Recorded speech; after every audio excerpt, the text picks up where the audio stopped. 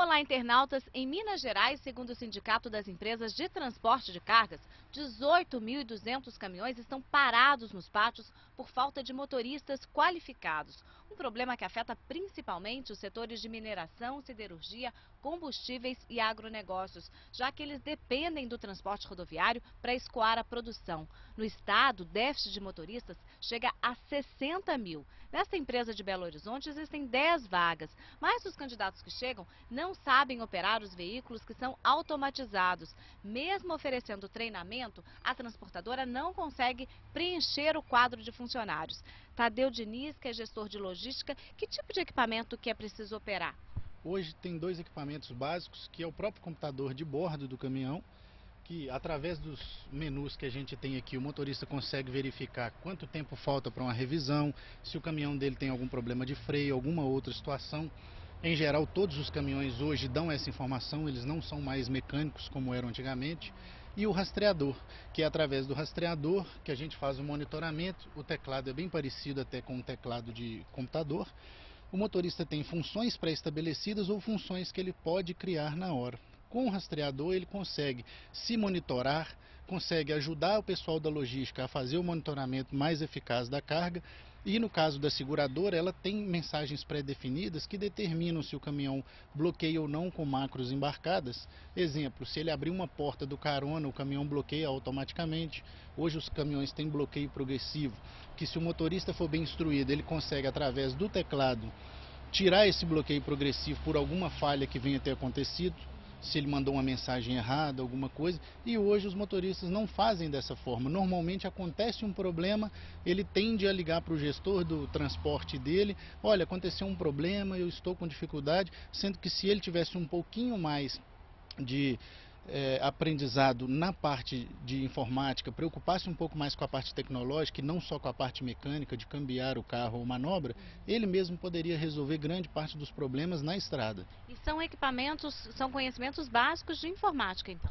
Não seria exatamente de informática. O conhecimento de informática o ajudaria a deduzir alguns funcionamentos do equipamento, que isso, com a informática, você pega uma lógica já maior para componentes eletrônicos, então ele ajudaria que ele tivesse um bom desempenho no rastreador. Então ele tem o treinamento, mas como ele tem uma pouca noção digital, vamos dizer assim, o motorista não se preocupa em estar na era digital, ele tem uma certa dificuldade, mesmo com treinamento, de assimilar todas as informações que podem vir do teclado ou do próprio computador de bordo do caminhão. Qual é o conselho que você dá para quem está interessado na vaga e não tem essa qualificação?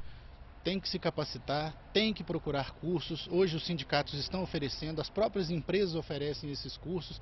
Então procure fazer bons cursos em boas empresas, treinar bastante, ter atenção e saber entender como funciona o caminhão, não só na parte mecânica, mas também na parte administrativa do computador de bordo. Aí sim ele tem condições de ser um bom motorista. Agora, até porque essa tendência agora é sempre de evolução tecnológica, né?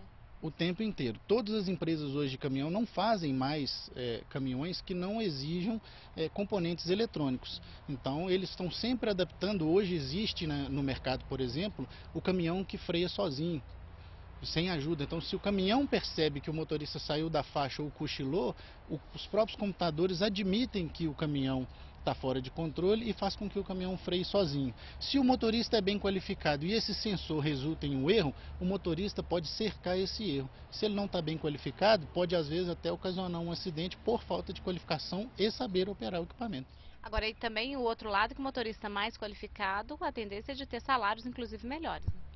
Essa tendência existe, ela é natural. O motorista, por ele ser um profissional comissionado, então é natural que ele seja reconhecido dentro da empresa com comissão, com melhores veículos, com melhores condições de trabalho, quando ele vem se qualificando para poder conduzir os melhores caminhões. É natural esse processo que ele venha ter uma qualificação também de equipamento que ele está dirigindo. Então ele vai ser sempre o primeiro a ir numa loja, numa concessionária, para retirar um caminhão melhor, mais evoluído. Então aquele motorista vai primeiro. Quanto melhor o caminhão, quanto mais evoluído, mais tempo você ganha na viagem. Com isso ele ganha na comissão, ele ganha no tempo de viagem, ele ganha em condição de trabalho, descanso.